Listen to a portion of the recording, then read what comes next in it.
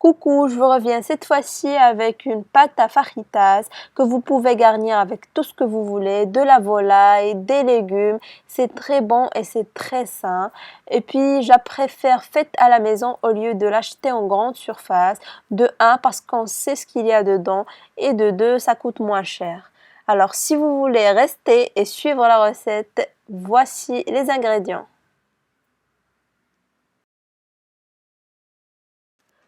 Pour cette recette, on aura besoin de 250 g de farine, de 3 cuillères à soupe d'huile de tournesol, d'une demi-cuillère à café de sel et 10 centilitres d'eau.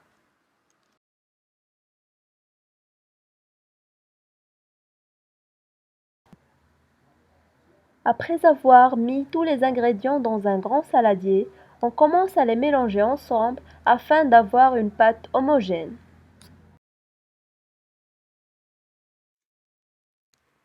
On saupoudre notre plan de travail avec un peu de farine et on commence à pétrir notre pâte jusqu'à ce qu'on obtienne une pâte bien souple.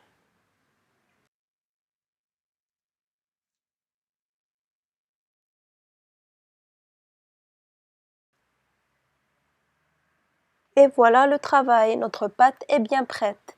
Maintenant, on la laisse se reposer, on la filme avec un sac plastique ou bien un film alimentaire et on la laisse se reposer pendant une trentaine de minutes. Allez, à tout de suite.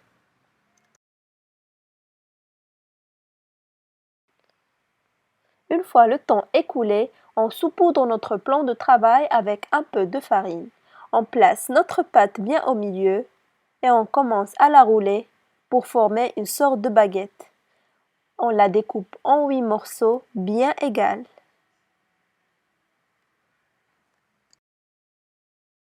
On prend notre rouleau à pâtisserie, on essaie de former des disques ronds. S'ils sont pas ronds, ben c'est pas grave. Moi aussi j'ai fait des formes comme bon me semble. J'ai fait des formes au feeling, comme je voulais.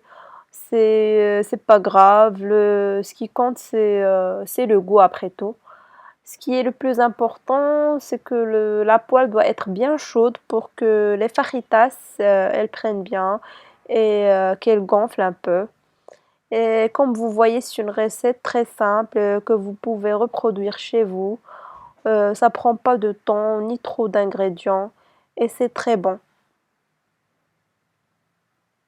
Voilà, c'est prêt. J'espère que cette recette vous a plu et je vous dis à la prochaine. Bisous.